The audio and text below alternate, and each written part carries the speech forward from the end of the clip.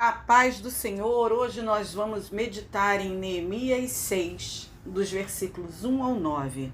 É uma meditação, foi feita para mães, mas na verdade serve para todos os segmentos, para todas as pessoas. Mais contestação à reconstrução. Quando Sambalate, Tobias, Gesem, o árabe e o restante de nossos inimigos souberam que eu havia reconstruído o muro e que não havia ficado nenhuma brecha, embora até então eu ainda não tivesse colocado as portas nos seus lugares, Sambalate e Gesem mandaram-me a seguinte mensagem: venham, vamos nos encontrar num dos povoados da planície de Ono. Eles, contudo, estavam tramando fazer-me mal. Por isso, enviei-lhes mensageiros com esta resposta: estou executando um grande projeto e não posso descer. Por que parar a obra para eu encontrar-me com vocês? Eles me mandaram 4 vezes a mesma mensagem e todas as vezes lhes dei a mesma resposta. Então, na 5ª vez, Sambalate mandou-me um dos seus homens de confiança com a mesma mensagem. Ele tinha na mão uma carta aberta em que estava escrito: dizem entre as nações, e Gesem diz que é verdade, que você e os judeus estão tramando uma revolta e que por isso estão reconstruindo o muro. Além disso, conforme dizem, você está na iminência de se tornar rei deles e até nomeou profetas para fazerem em Jerusalém a seguinte proclamação a seu respeito: há um rei em Judá. Ora, essa informação será levada ao rei. Por isso, vamos conversar. Eu lhe mandei esta resposta: nada disso que você diz está acontecendo. É pura invenção sua. Estavam todos tentando intimidar-nos, pensando: eles serão enfraquecidos e não concluirão a obra. Eu, porém, orei, pedindo: fortalece agora as minhas mãos. Sabe, o inimigo, ele trabalha exatamente assim ainda nos dias de hoje. Quando nós aceitamos Jesus e nos colocamos à disposição dele para a obra, quando consagramos nossa vida a ele, quando passamos a renunciar e a trocar o estilo de vida errado pelo estilo de vida que o Evangelho nos propõe, reconstruímos os nossos muros e não deixamos brecha nenhuma.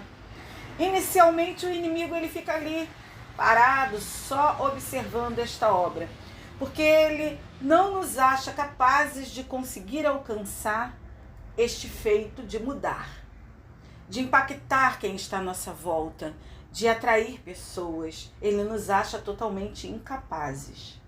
Foram anos e anos com ele nos assistindo, nos destruir as nossas famílias, as nossas relações, as nossas amizades, os nossos projetos, as nossas possibilidades de vitória. Até que chega aos nossos ouvidos a notícia que nos entristece.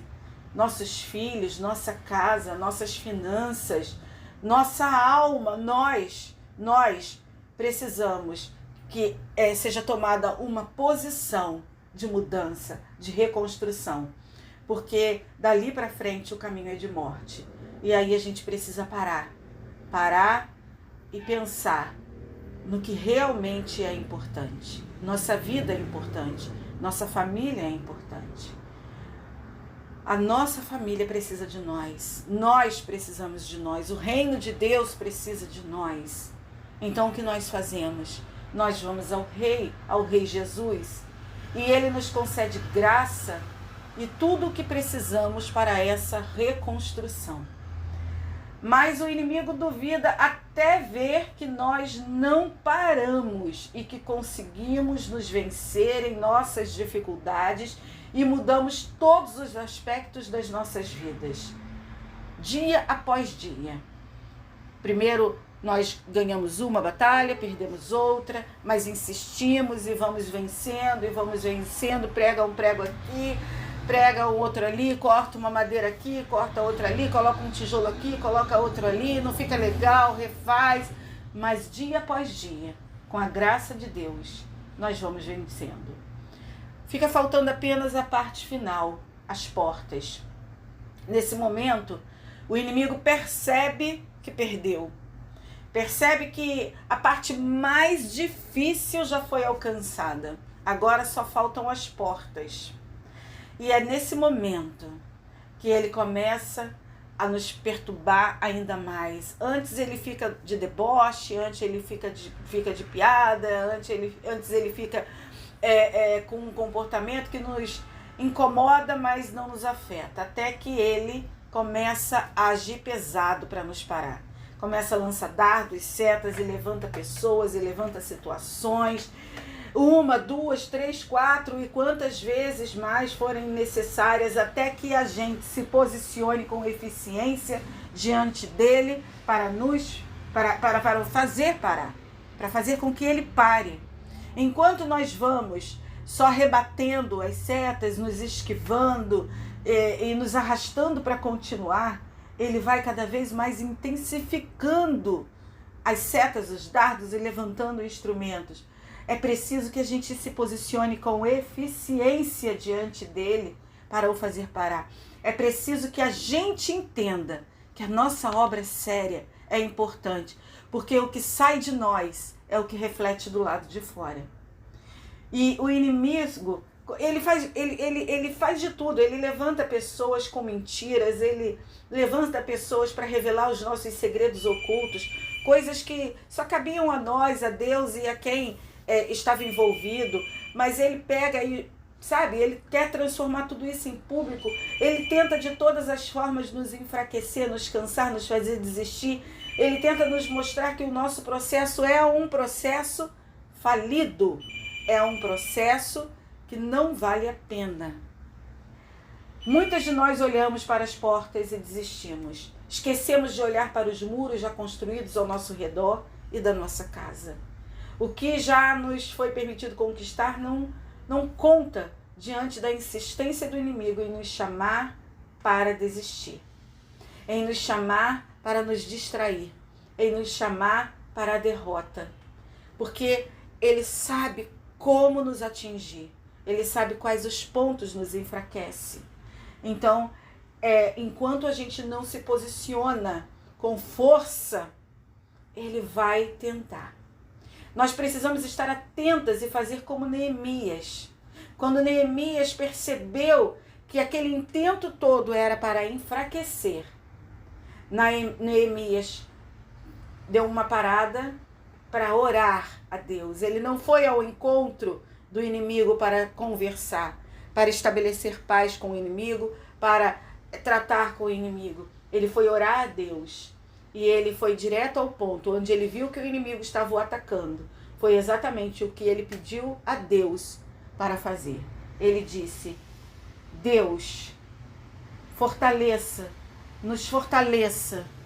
Fortaleça-nos nas áreas que estamos cansados.